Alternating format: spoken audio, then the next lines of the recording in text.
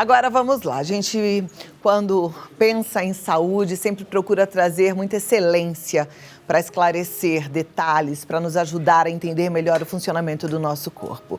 E quando a gente pensa em saúde, a gente tem referência grande aqui para nos ajudar e, aliás, é referência para todo o nosso país. A gente sabe que São Paulo, ele é, de fato, um alvo para muitos outros estados, né?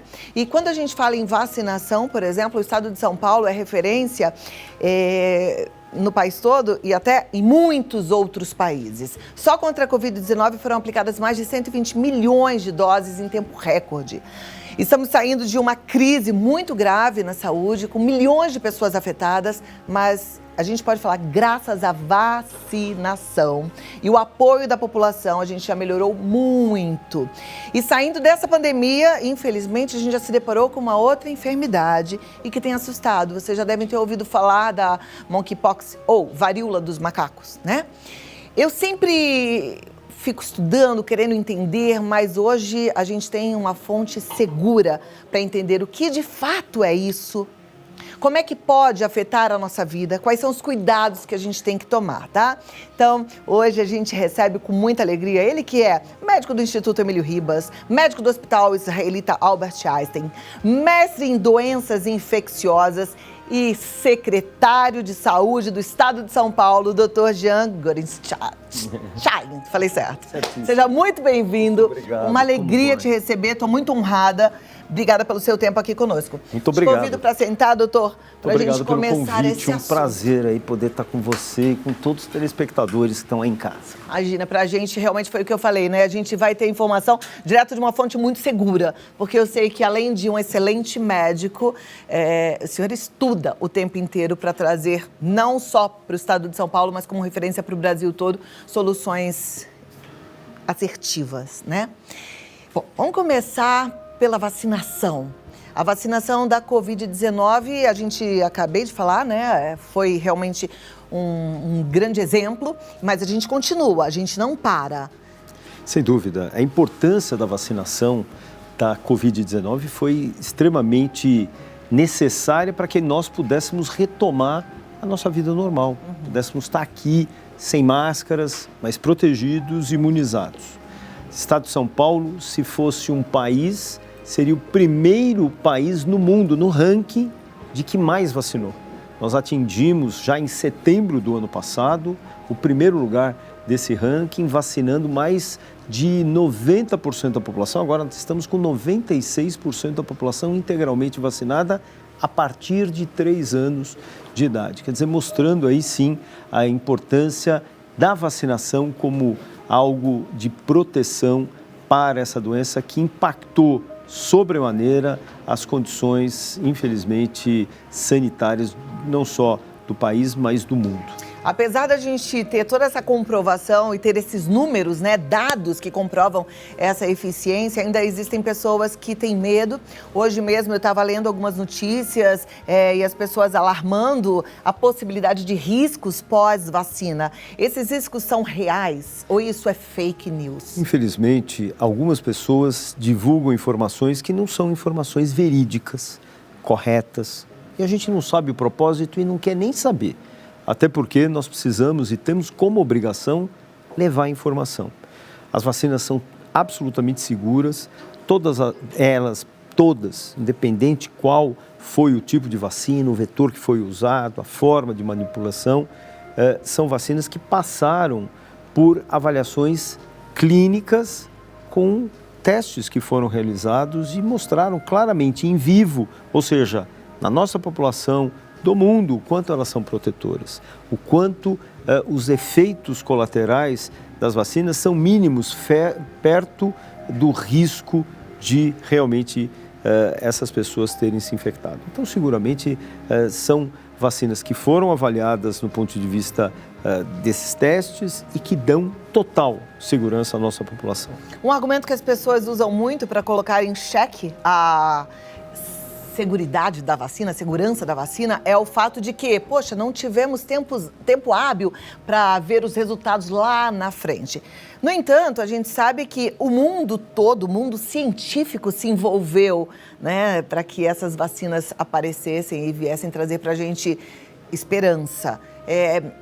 Tempo versus quantidade de cientistas trabalhando em prol da vacina, o que pesa mais? É por isso que a gente pode ficar mais tranquilo ou não? Importante a gente lembrar que, por exemplo, quando a gente falava vacina Coronavac do Butantan, já havia sendo desenvolvida uma vacina que era com o SARS-CoV-2. Nós temos agora o SARS-CoV-3 e ela já estava pronta. E essa agilidade na primeira vacina que surge se deveu ao fato de eu só simplesmente trocar o vírus do SARS-CoV-2 para o SARS-CoV-3. Isso deu, então, uma celeridade a esse processo de vacinação, permitiu a realização de análises científicas que foram feitas em voluntários, acompanhados por um período de um ano e meio, avaliando tanto no ponto de vista de reações no local da aplicação, assim como o acompanhamento, monitoramento dessas pessoas no ponto de vista de saber quanto aquilo poderia levar a algum outro dano. E felizmente isso não foi identificado, mostrando a segurança dessas vacinas no que tange a sua utilização e a sua eficácia no que tange a sua proteção. E a gente até não usa eficácia quando a gente diz a nossa população que usou tem uma eficiência, porque ela se mostrou eficiente. Aliás, foi exatamente a vacina do Butantan inicialmente ministrada a partir do dia 17 de janeiro do ano passado, que nós conseguimos reduzir internações e mortes de idosos, portadores de doenças crônicas, pacientes imunossuprimidos. E isso, para nós, deu uma grande possibilidade de termos a retomada gradual e frente ao controle da pandemia que acabou acontecendo. Muito bem. Doutor, eu queria que você falasse um pouquinho sobre a importância das doses de reforço. Algumas pessoas falam, eu já tomei 3 doses, vou parar aqui, não vou continuar. Qual é a diferença que faz a gente tomar dose de reforço ou não? Importante lembrar que várias são as vacinas que muitas vezes a gente precisa tomar 2, 3, algumas delas são 5 doses para que a gente faça o que nós chamamos reforço vacinal. Reforço nada mais é do que quando você toma uma primeira dose da vacina, ela produz as proteções específicas para aquele agente, por exemplo, para o Covid, que é anticorpo. Só que eu tenho uma taxa de anticorpos que precisa que eu faça um reforço com a minha segunda dose. E aí, no período estabelecido, no caso da Coronavac, são 28 dias, é feito o reforço, é feito o booster vacinal. Com isso, essa taxa de anticorpos sobe, permitindo que ela perpetue-se por um período maior, levando a uma proteção. O que se percebeu na Covid? Que o surgimento das variantes exigia uma quantidade de anticorpos ainda maior. E foi exatamente isso que fez com que novas doses fossem inseridas. Por isso a terceira, depois a 4ª dose, fazendo então com que o nível de anticorpos tivesse não apenas aumentado, mas mantido elevado por um período prolongado. A partir de agora, nós não vamos falar mais de 5ª dose, 6ª, 8ª, 20ª dose. A gente vai fazer as doses anuais. Aquelas doses... Como a gente faz a da gripe. Da gripe, que é exatamente necessária frente à existência de vírus novos circulantes e, ao mesmo tempo, uma proteção ainda maior, porque a gente sabe que existe o declínio da produção desses anticorpos ao longo dos meses. E é dessa forma que a gente vai fazer com que a nossa população possa se manter protegida das variantes que vão existir. Infelizmente, grande parte do mundo, mais de 80%, não tem vacina. E dessa maneira, a única forma de nós protegermos a nossa população é com a vacinação. Agora a gente vai fazer o seguinte, vocês sabem que tem horário eleitoral gratuito, a gente vai fazer uma pausa na transmissão pela TV, mas você vai acompanhar conosco esse bate-papo super importante, com conteúdo exclusivo pelo nosso canal no YouTube. Tá vendo? Vai aparecer aqui um QR Code, já tá aqui o QR Code. Aponta a câmera do seu celular para esse QR Code, aparece lá um letrinzinho amarelo, clica no letrinho amarelo, que você automaticamente já vai para o nosso canal com transmissão ao vivo pelo YouTube, tá bom? Então é isso, aí lá você continua acompanhando o programa até 1h25, porque o nosso querido secretário de Saúde do Estado de São Paulo, Giancarlo Gorenstein, continua com a gente. Depois a gente tem todos os nossos outros assuntos. Mas eu estou muito contente com a sua participação aqui, de poder aprender um pouco mais sobre tudo isso. Antes da gente virar a página e falar da varíola dos macacos, eu queria só perguntar uma coisa sobre as máscaras. O Brasil flexibilizou bastante o uso das máscaras, não só o Brasil, mas o mundo todo. E eu queria saber a sua opinião, porque essa é uma opinião que ainda não é uníssona, né, no nosso país. Na verdade, todas as estratégias que foram tomadas pelo governo do Estado de São Paulo foram baseadas nos índices tanto de vacinação quanto impacto na saúde. Internações, mortes em decorrência da Covid. E, felizmente, isso permitiu que nós retirássemos as máscaras nos ambientes internos e externos, excetuando-se ainda as unidades de saúde, hospitais, clínicas, repartições de saúde que façam acolhimento de pacientes, bem como no transporte público. A gente entende que as pessoas se aglomeram mais, se aproximam mais e o vírus da Covid, ele não desapareceu.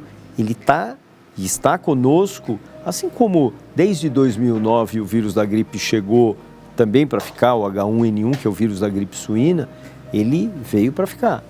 O Covid da mesma forma. Então nós ainda precisamos tomar alguns cuidados para que nós não tenhamos realmente as pessoas acabando por se infectar. Lembrando que hoje a maioria das pacientes que desenvolvem a Covid são formas muito leves, exatamente em decorrência do uso da vacina. Vou pedir para rodar a vinheta, porque a gente vai para o horário político e a gente continua no YouTube. Corre para o YouTube e fica com a gente.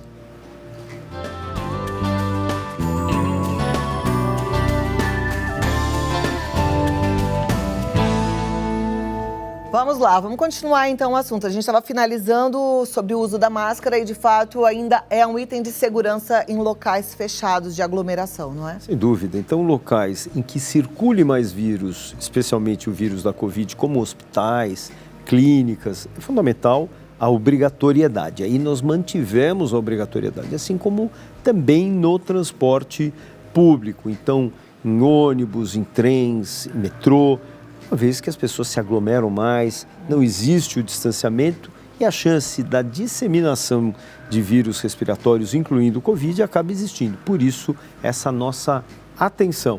Então, usar máscara é ainda obrigatório nesses locais no estado de São Paulo. Eu acho que a gente também deve continuar seguindo o exemplo, principalmente dos orientais que já fazem isso.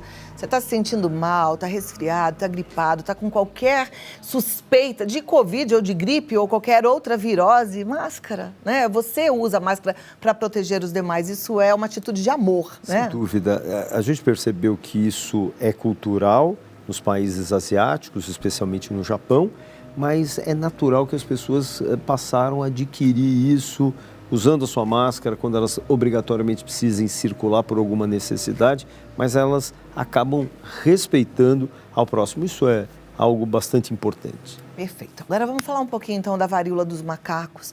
Queria que a gente explicasse para toda a nossa audiência o que é esse novo vírus. Na verdade é um vírus que é o monkeypox.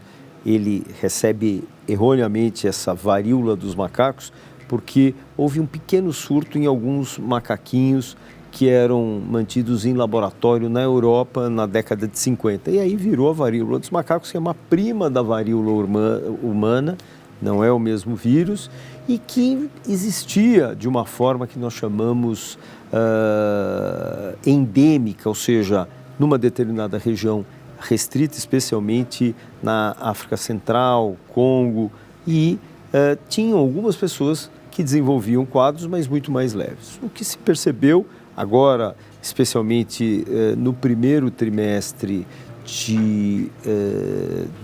do ano recente, fazendo então com que houvesse o surgimento na Europa e Estados Unidos de alguns casos, fazendo com que isso trouxesse uma atenção maior pelo número de pessoas infectadas, ou seja, a velocidade de propagação, fazendo com que em 3 semanas nós tivéssemos 80 países já documentando a presença de pelo menos um caso. Inicialmente, e eu quero deixar muito claro que inicialmente a doença esteve relacionada com pessoas homens que faziam sexo com homens, mas isso foi absolutamente inicialmente, porque ela é uma doença que tem como característica a transmissão por gotículas de saliva, principalmente no período de 6 a 8 horas antes do surgimento das lesõezinhos de pele. Para você ter uma ideia, no período de 3 a 5 dias, eu tenho manifestações que lembram muito um quadro viral qualquer. Febre, que pode ser tão baixa que sequer é detectado, dores do corpo que podem também não serem tão significativas, mas no 3º ou 5º dia surgem as lesões. São lesões inicialmente planas e que se desenvolvem no formato como se fossem pequenas bolinhas. Não são vesículas como do herpes, mas não são aquelas bolhas grandes.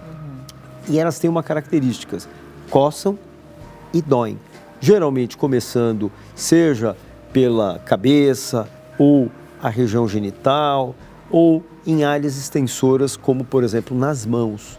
E com isso elas têm uma característica de transmissão um pouquinho antes então do surgimento das lesões pela gotícula de saliva, para pessoas que estão muito próximas, que têm um contato, seja pelo compartilhamento de talheres, de copos, de pratos. Ao mesmo tempo, as lesões, elas são ricamente possuidoras desses vírus.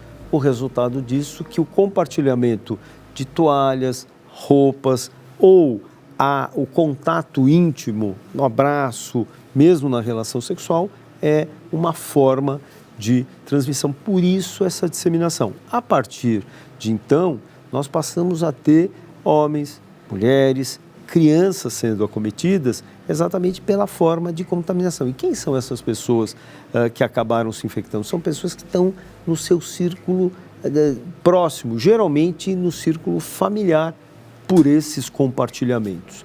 Hoje nós temos em São Paulo 2.707 casos na data de hoje, mas nós criamos já há 40 dias um centro de integração de resposta de ação para nós fazermos a capacitação de todos os profissionais médicos do Estado, fazendo com que médicos, enfermeiros e técnicos de enfermagem reconheçam essas lesões e imediatamente, através de todas as vigilâncias que nós chamamos epidemiológicas, municipais, coloquem esse paciente em isolamento, notifiquem o próprio Estado e o próprio Ministério da Saúde do número de casos que temos e todos aqueles no entorno, aqueles que nós chamamos de contactantes, são colocados em quarentenas.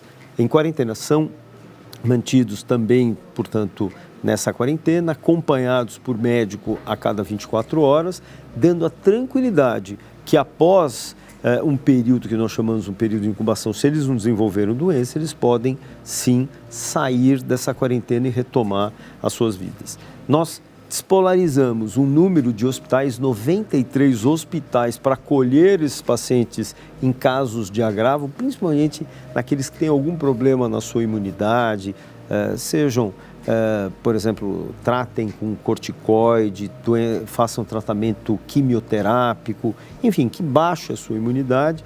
Esses têm risco de desenvolver formas graves e os demais nós temos percebido que são formas muito leves e formas que podem ser absolutamente acompanhadas e tratadas em casa. A nossa preocupação passou a ser as gestantes e criamos então uma linha de cuidado, mais 16 maternidades disponibilizadas para acolher essas pacientes. Vimos pacientes gestantes que não desenvolveram forma grave, seus bebezinhos foram acompanhados tanto no ponto de vista de ultrassom, quanto a paciente no ponto de vista clínico e não apresentou problemas maiores. Enfim, essa linha de cuidado, aumentando a capacitação, aumentando o diagnóstico, com maior número de laboratórios disponibilizados para a população. Ao mesmo tempo, um maior número de serviços médicos para internação, caso necessário, inclusive de gestantes, deu a tranquilidade de nós continuarmos contendo uma doença que merece uma atenção especial. Desde a semana passada, nós já começamos a veicular propagandas na televisão, orientando a nossa população do que é, como se faz o diagnóstico e procurar um serviço de saúde. E é importante, Cláudia, que as pessoas não temam em procurar um serviço de saúde. Muitas vezes elas falam, puxa vida, se eu for, alguém vai fazer alguma alusão de algum grupo específico no qual eu pertenço. Todos nós somos pessoas de risco para o monkeypox, para a varíola dos macacos. Portanto, identificar que essas lesões apareceram, qualquer lesãozinha diferente, procure o seu médico, ele vai fazer o diagnóstico. E se for, existe o isolamento e nós daremos esse segmento com muita tranquilidade. Perfeito. A gente tem um VT para ilustrar um pouquinho tudo isso, para a gente compreender melhor o que é a monkeypox. Vamos acompanhar. Monkeypox. O que é? Um vírus da família da varíola e não é transmitido pelos macacos. Como é transmitido? De pessoa para pessoa, através de abraços, beijos, relações sexuais ou contato com objetos contaminados. Sintomas: lesões parecidas com espinhas ou bolhas no corpo, além de febre e dores musculares. Como prevenir? Evite o contato com doentes, não compartilhe objetos e lave sempre as mãos. E se tiver sintomas, procure um posto de saúde, cubra as lesões e use máscara. Governo do Estado de São Paulo. Muito bem. Agora, depois que a gente percebe os sintomas, procura a unidade de saúde, o que é necessário ser feito? É só o diagnóstico pelos sintomas que você já disse aqui pra gente? Ou tem um exame específico? É feito um exame específico. Lembra aquele PCR que a gente fazia para detectar a Covid? PCR nada mais é do que reação de cadeia de polimerase. A gente identifica o material genético do vírus aonde? Lembra que eu falei que aquelas lesõezinhas eram ricas em vírus? Então, com uma agulha, se aspira esse conteúdo e se coloca para ser avaliado. E aí vem o diagnóstico. O diagnóstico é estabelecido dessa maneira. Nós temos algumas técnicas que hoje têm sido padronizadas também para detecção, tanto no nariz quanto na boca, especialmente com raspado de bochecha. Mas nós validamos muito mais essas técnicas das lesões serem e estarem presentes. E dessa maneira, as pessoas são tratadas com medicação que nós chamamos sintomáticos, para sintomas. Se tiver dor, toma um analgésico. Se tiver febre, toma um antitérmico. Se as lesões estiverem coçando muito, muitas vezes a gente associa até um antialérgico, mas nada além disso. A indicação de algumas medicações que nós chamamos antivirais, ela é específica para situações graves, de pacientes com comprometimento de mais de 100 lesões, que precisem, por exemplo, internação, que já tenham algum problema na sua imunidade e que aí serão assistidos. Nós temos essas medicações que ainda estão sendo disponibilizadas, 50 tratamentos para o Brasil, por uma aquisição que foi feita pela Organização Pan-Americana de Saúde. Felizmente, nós não precisamos nos utilizar isso para nenhum paciente no estado de São Paulo. Uma coisa que eu me lembro na Covid-19 que atrapalhou, acho que um pouco, foi que a gente não tinha exames disponíveis, né? Eu me lembro, eu mesma, quando tive a Covid-19, demorava-se muito para ter o resultado, enfim. Hoje, para a varíola dos macacos, a situação é diferente? A gente tem esse exame disponível para toda a população? Felizmente, o número de casos acaba sendo menor, mas hoje nós temos uma possibilidade, para se ter uma ideia, através da nossa rede Sentinela, que é do Instituto Adolfo Lutz, são mais de 16 institutos espalhados, além de São Paulo, o Instituto Central, espalhados pelo interior. E isso permite com que a gente consiga fazer 1000 testes por dia, né, de uma forma muito rápida. A pandemia, ela sempre constrói as epidemias, os surtos, elas sempre fazem com que a ciência se desenvolva cada vez mais. E é exatamente com essa perspectiva que o governo do estado de São Paulo abriu e fez a abertura de uma outra secretaria, pensando exatamente nesse futuro, que é a Secretaria de Ciência, Tecnologia e Desenvolvimento em Saúde, que é secretariada pelo Davi Wipp, que é meu colega e amigo, e que nós, de forma conjunta, fazemos essas contenções e pensamos nas epidemias que, infelizmente, sempre estarão batendo a nossa porta. É verdade, isso é um fato, né? E não tem como a gente fugir disso. A Covid-19 tinha uma característica de uma transmissibilidade muito rápida, né? A varíola dos macacos é assim também? Não. E uma diferença muito grande é aquilo que eu falei. A transmissão desse vírus é por gotículas de saliva. E as gotículas de saliva, elas são mais pesadas, então elas caem. São contatos muito próximos, ou exatamente pelo compartilhamento de talheres e copos, pelo beijo, ou pelas pessoas estarem muito próximas, conversando entre si, que nós temos a liberação do perdigoto, que são aqueles guspinhos que o indivíduo faz quando fala. Mas quando a gente fala da Covid, o vírus é diferente. Ele é uma dispersão por aerosol, uma partícula leve que ela pode ficar em suspensão no ar. Por isso que a gente pedia aquele distanciamento de 1,5 m, 2 m, porque as pessoas no entorno poderiam sim ser infectadas mesmo à distância. O outro aspecto são os contatos exatamente possibilitados pelo contato com a lesão, que ela é rica em vírus. Então eu preciso abraçar, beijar e, ao mesmo tempo, compartilhar algo como roupas, toalhas. Por isso que o maior número de pessoas que são os contactantes são aquelas que estão dentro do seu domicílio ou são cônjuges, namorados e namoradas, e dessa maneira são essas pessoas que acabam estando em risco de desenvolver a varíola dos macacos. De toda forma, eu penso que esse jeitão brasileiro muito afetuoso, de abraço, de beijo, eu acho que realmente precisa ser revisitado. A gente vai precisar transmitir esse amor de uma outra forma, né? Porque talvez não seja muito seguro a gente continuar tendo esse tipo de relacionamento com as pessoas. Eu pensaria diferente. Eu pensaria como o oriental, quando ele tem algum sintoma, ele se resguarda em respeito ao próximo. Porque quando as pessoas têm alguma lesão, a primeira coisa que elas devem fazer é procurar um médico. À medida que procurou o médico e identificou, ela fica resguardada. E não fala, não é nada, bobagem, eu acho que não é nada. Deixa eu ver até amanhã se vai dar certo, mas daí vai naquela festinha, abraça um, abraça outro, faz bilu-bilu no netinho, no sobrinho. E um dos casos que nós tivemos em crianças foi um tio que foi na festa do sobrinho e passou para o aniversariante. Então, é só para ter essa ideia de que teve a lesão, não tem que ter vergonha nenhuma, procure um profissional da área da saúde, ele faz o diagnóstico, não compartilhe nada, nem talheres, copos, garfos e roupas, toalhas.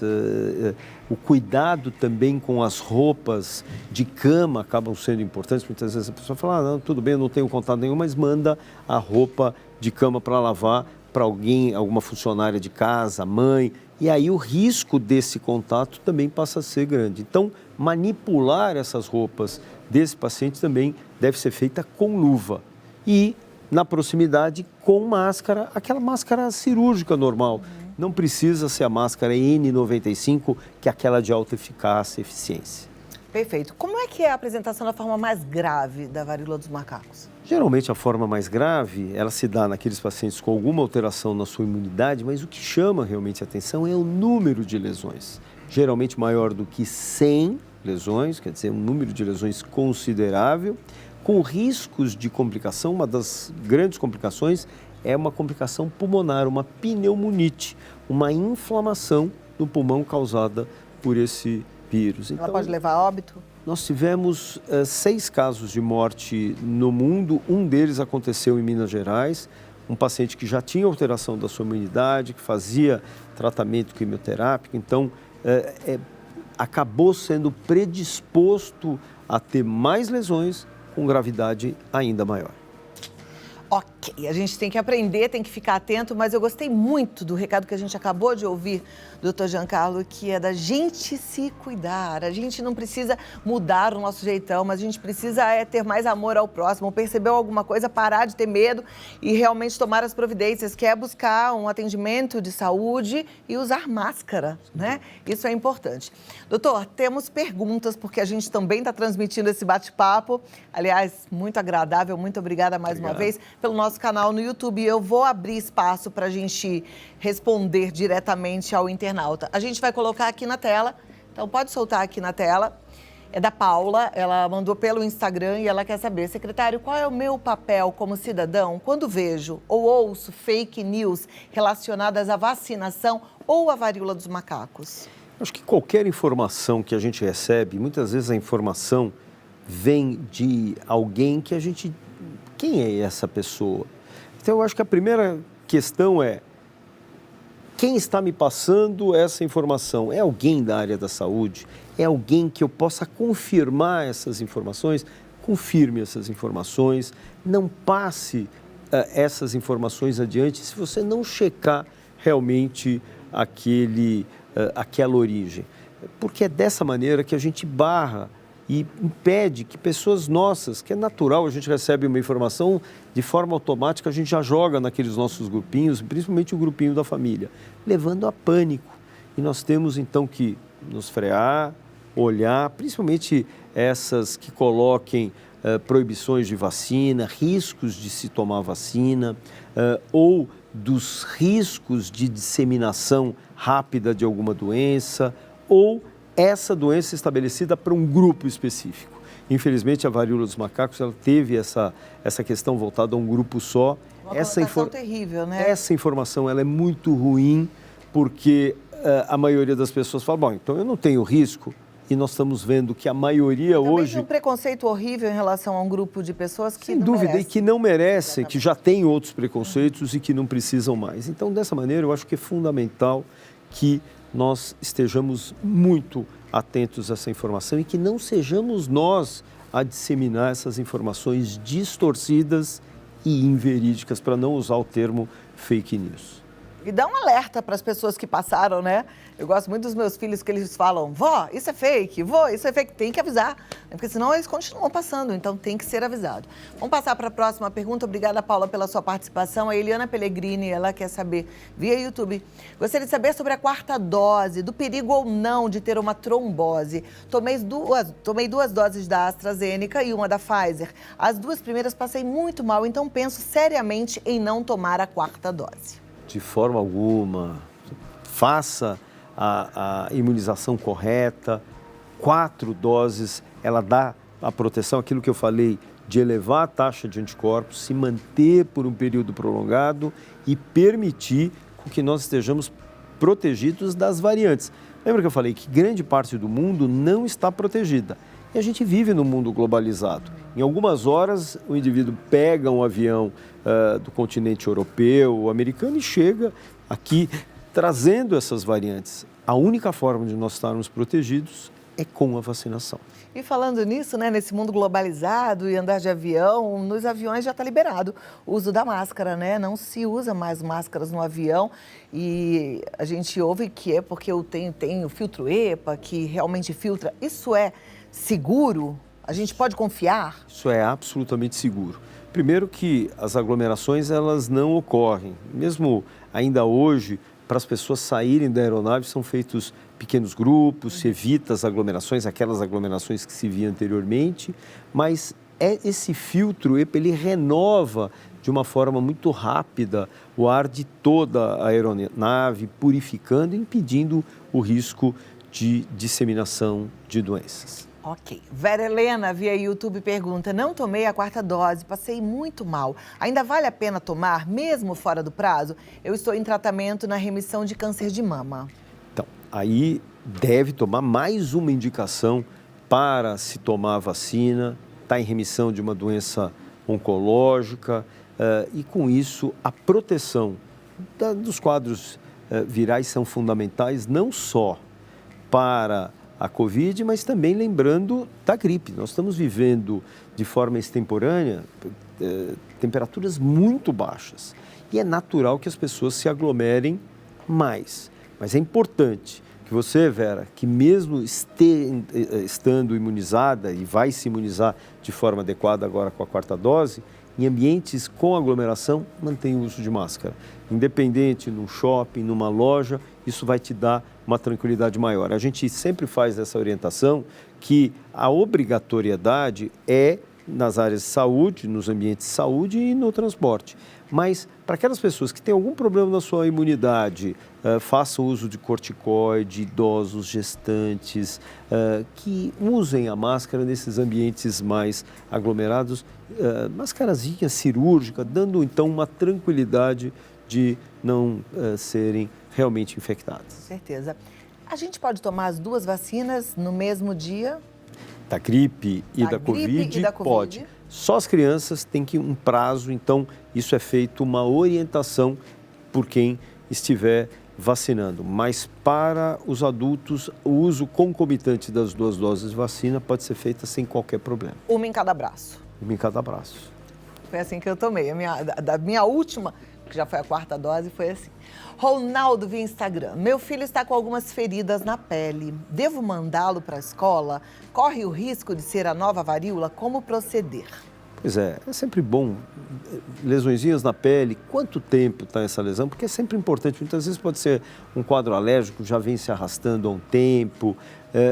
Geralmente, se forem lesõezinhas novas que surgiram e não melhoram com o passar desses dias, é importante que se leve, sim, para um profissional fazer essa avaliação e descobrir e orientar, independente de ser monkeypox, do que se trata. Porque muitas vezes com a medicação essas lesõezinhas acabam regredindo. Perfeito, obrigada, Ronaldo. A próxima pergunta, vamos lá para a tela. A gente ainda tem mais uma pergunta na tela, não tem? Tem, a Vera Camargo. Por que esse nome varíola dos macacos? A doença tem ou não relação com o animal? O doutor Giancarlo já respondeu, mas eu vou pedir então para que você responda mais uma vez. Claro. Para tirar a dúvida. Desculpa a minha informalidade em chamá-lo de você. Por favor, mas imagina. Eu acho que somos da mesma idade, Não tenha dúvida, sem dúvida. E eu vou dizer uma coisa que a gente acaba vendo quanto essa questão relacionada à varíola dos macacos, falava, mas também não vai pegar em humano. Então, e a gente viu que não foi bem assim. O nome varíola dos macacos, como eu disse, na década de 50, foi iniciado um pequeno surto num laboratório na Europa e foi identificado esses vírus em macacos, que tinham manifestações clínicas muito leves, mas estava ali o vírus. Mas não tem nada a ver, não é transmitido pelo macaco, a transmissão acaba sendo interhumana, ou seja, de pessoa a pessoa, exatamente por essas formas de contato. Então, estejamos atentos ao surgimento dessas lesões, procurando um profissional médico para que ele faça, sim, o diagnóstico, se é ou não. Se não é, ótimo, outra estratégia de medicamento e, se for, o isolamento e o rastreio das pessoas, fazendo a quarentena daqueles que tiveram contato próximo. Perfeito. Nós temos aproximadamente mais de 2.000 casos, né, da varíola dos macacos? São 2.707 casos. Você acredita na possibilidade de uma pandemia dessa doença? Na verdade, uma pandemia não pela forma de transmissão, mas nós poderemos ter um número de casos maior. Nós estamos fazendo a rápida contenção dela. Exatamente, a contenção só é feita a partir do momento que nós temos a identificação de quem são aquelas pessoas sintomáticas, bloqueando a sua continuidade, sair, ou seja, o isolamento e a quarentena das pessoas à volta. Então, diagnosticar rápido, capacitar rápido, notificar a vigilância tanto do Estado quanto dos 645 municípios é que vai dar a possibilidade de nós mantermos esse número sem grandes aumentos. E já está sendo estudada uma possibilidade de vacina contra essa doença? Nós temos algumas vacinas que elas não são específicas para a varíola dos macacos, ela tem uma reação que nós chamamos cruzada de cobertura. A própria Organização Pan-Americana de Saúde ofertou um numerário de vacinas para o continente aqui sul-americano. O Brasil receberá também um aporte dessas vacinas, mas nós ainda estamos avaliando em quem usar. Será que a gente vai usar nos contactantes, profissionais da área da saúde? O número é muito restrito. Mas volto a te falar, não vai ser a vacina a proteção. A proteção é exatamente, estou com lesão, não vou para a rua, não vou para o meu trabalho, vou passar no médico para que ele proceda o diagnóstico. Lembrando do Ronaldo, não vou mandar meu filho para a escola. Pois é. Tem que avaliar. Doutor, muito obrigada pela sua presença. Olha, para quem está assistindo o site www.saude.sp.gov.br tem mais informações. Acompanhe também o Instagram do doutor Gorenstein Jean, tá? Tá escrito aí no vídeo, é difícil de escrever, mas você tira de letra. E mais uma vez, muito obrigada. Algum recado final para a gente chamar o intervalo? Eu acho que nós estamos num momento diferente, a saúde mudou e mudou muito, mas temos ainda muito o que fazer. A primeira coisa é continuar valorizando o nosso grande sistema único de saúde e continuar se vacinando. Muito obrigada, uma ótima tarde e até a próxima oportunidade. Venha sempre. Muito obrigado. Tá bom? Uma alegria te receber. Muito Obrigada. Obrigado. Eu que agradeço. Eu que agradeço também em nome de toda a nossa audiência. Bom papo, né, gente?